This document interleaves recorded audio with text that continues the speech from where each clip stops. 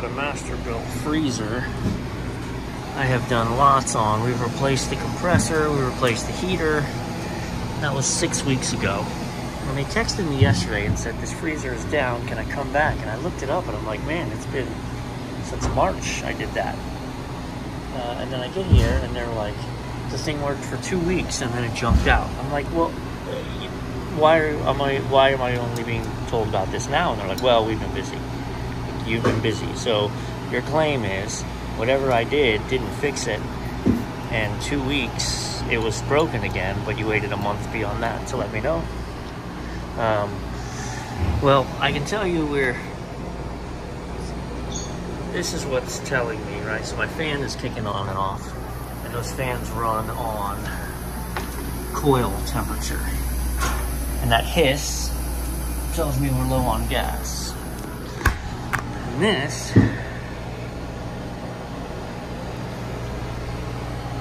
frightens me a little bit.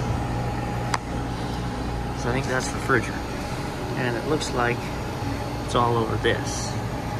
So let's go get gauges, put them on it.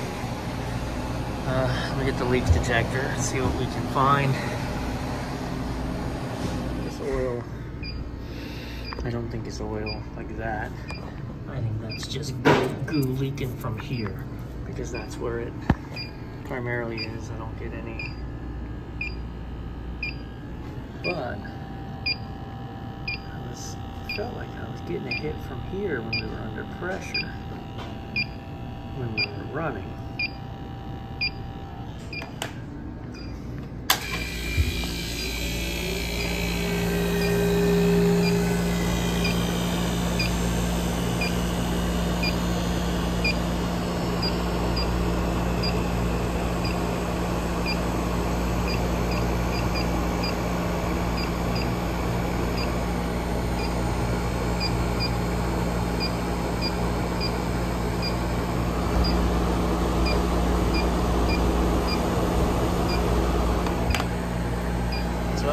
It's a bubble. Here's the curious part. And the fan is blowing from right to left. I only pick it up when we're operating. It's not because it's under pressure. It's not that it's leaking from here. It's that it's leaking from in there. It's blowing it out.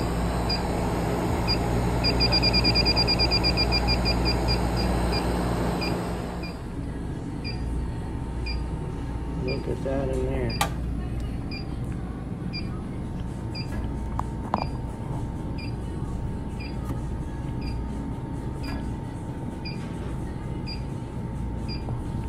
No.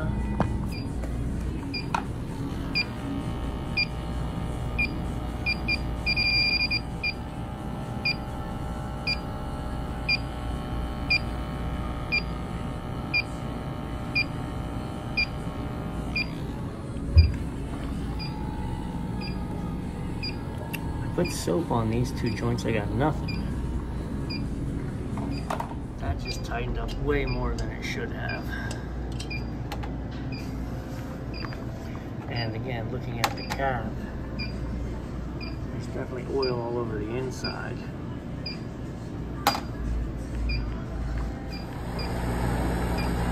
So this would also make sense why I was picking it up here if it was leaping down from there.